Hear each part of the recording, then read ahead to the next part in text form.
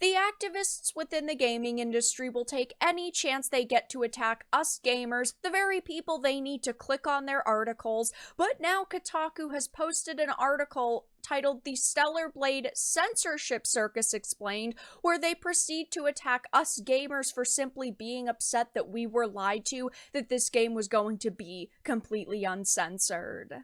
I have a few things to show off, but before we get into the topic, if you enjoy the content I create, check out the links in the description, follow me on social media, and consider supporting through Patreon or through YouTube memberships. Now, of course, Kotaku is no stranger to attacking us gamers. And it's pretty pathetic at this point that they will do anything they can to attack us, and now they're attacking anybody who is mildly even upset about the censorship within Stellar Blade. This was posted by Ethan Gotch, of course, one of the people at Kotaku who cannot help themselves when it comes to just simply trashing anybody who is critical of major companies within the industry. It says Stellar Blade is a PlayStation 5 sci-fi action exclusive about fighting monsters and saving humanity in a stylish post-apocalyptic world. So why are thousands of its self-identified fans signing a petition to free Stellar Blade from censorship? The answer is surprisingly complicated and kind of sad. Former Blizzard developer turned online angry gamer Grifter Mark Kern recently posted a Change.org petition calling for altered content from a previous version of Stellar Blade to be restored by developer ShiftUp. So right off the bat, attacking Mark Kern and attacking anybody who is supporting this petition. Now, I personally have a tough time when it comes to petitions because unfortunately, majority of the time they don't work. Of course, I sign them and I want them to work, but companies typically do not listen to them. I mean, look at the Amber Heard petition. There were millions of signatures across multiple different petitions for Warner Brothers to edit her out or, make her role as insignificant as possible. And of course, that didn't happen. They made her a lead character. She was still in it and she did still have screen time. And of course, people were upset with that. So when a petition with millions and millions and millions of signatures doesn't work, it is definitely very hard to have a lot of faith in them. Of course, I signed this one. I urge you all to sign it because there is still a chance that Sony and ShiftUp could revert the changes. Ultimately, they are a different company. Unfortunately, though, Sony over the past few years has definitely been censorship heavy, and it is hard to give them any kind of credit or even try to give them the benefit of the doubt and say, well, there is a chance that they could change it. But it says the content has been censored from the original trailer version posted by Sony. The petition reads, "We as gamers want this content back. We relied on it. We made the game #1 pre-order worldwide because of it. And this is the true game we want." And I definitely agree. It is extremely frustrating to see the months and months of promotional material and then them even say days before release the game was going to be uncensored worldwide, and then we ended up with a censored version of the game.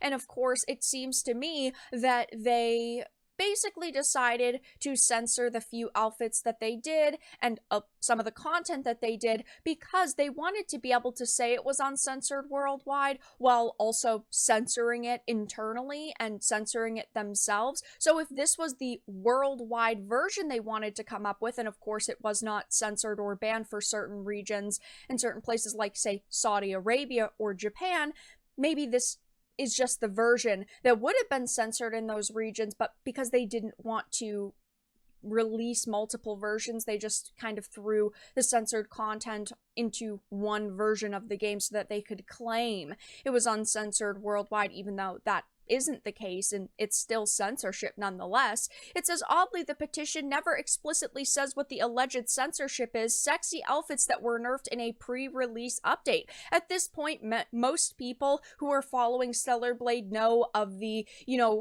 hard R graffiti controversy. Most people know the fact that Stellar Blade has several outfits which were nerfed, and of course there is a lot of talk about gore being toned down. I personally have been live streaming a playthrough of the game, and I do not think that the gore in my opinion, is really toned down. Basically, people are just saying that the blood doesn't stick to Eve's body as long, which, yeah, I mean, I would say it doesn't stick to her body very long, but at the same time, it's still a very violent and bloody game. It says, though, the main accusation of censorship revolves around things like a bunny swimsuit where a layer of lace was added to cover up some of her cleavage, and the cut of the fabric was changed to cover up more of her hips. It is censorship.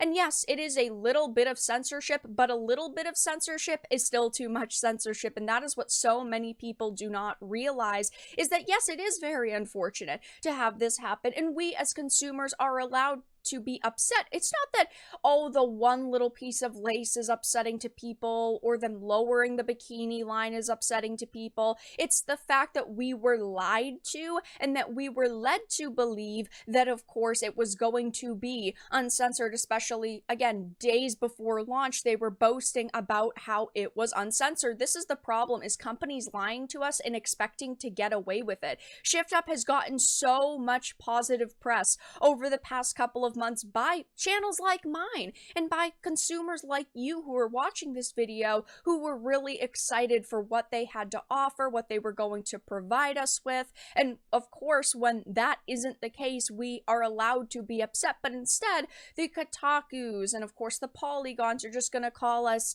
losers, and of course calling Mark Kern an online angry gamer grifter, when in fact this journo is an angry political activist who wishes he worked for CNN or MSNBC instead of a gaming outlet, because he doesn't care about the gaming industry and he cannot stand the fact that we are criticizing Sony, and this is a major puff piece for Sony, who they get codes and PR material from.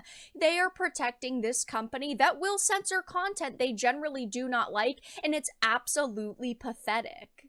It says the aggressive enthusiasm for Stellar Blade seemingly had less to do with anything its creators had said than because its anime-influenced world-building and hyper-sexualized hero just happened to align more with their personal preferences, and that is why we have seen so many journalists attacking this game over the past few months, and why they are now praising this censorship, because they do claim that it's hyper-sexualized and that there was offensive material within this title. It really seemed like they were trying to find any way possible to attack Stellar Blade over the past few months, and especially since release.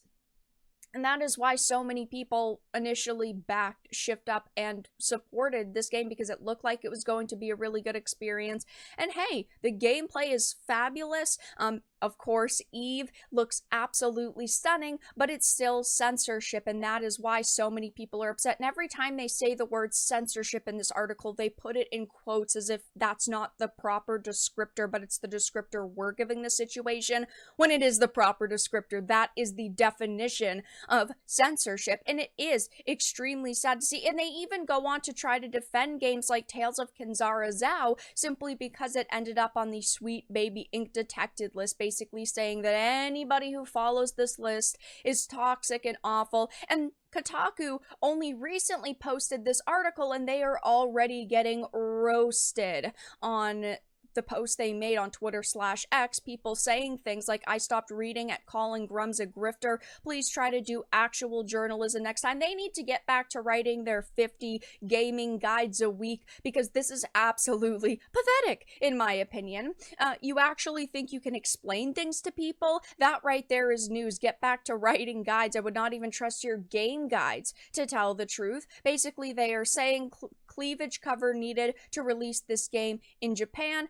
Don't you have some game guides to write? People are absolutely laughing at Kotaku, and of course that's all they really deserve. They don't deserve people's respect. They do not deserve people's viewership. That's why I do things like use archives, especially when I reference them in videos, because it's such a pathetic situation all around for Kotaku to put up an article like this, and of course attack the very people they need to read the articles being posted on their dying and irrelevant site. I, of course, will be interested to see if Ethan here decides to make any more tweets/posts about this topic, and of course if Kotaku, Polygon the Gamer put out more articles attacking gamers for simply calling out the lies that we have seen regarding Shift Up and Sony and with Stellar Blade, only time will tell, but for now that's all that I really had to discuss in this video. Let everyone know your thoughts in the comments down below. If you enjoyed this, give it a like, and if you didn't, give it a dislike. I appreciate your support either way, but I will talk to you all again in the next video really soon.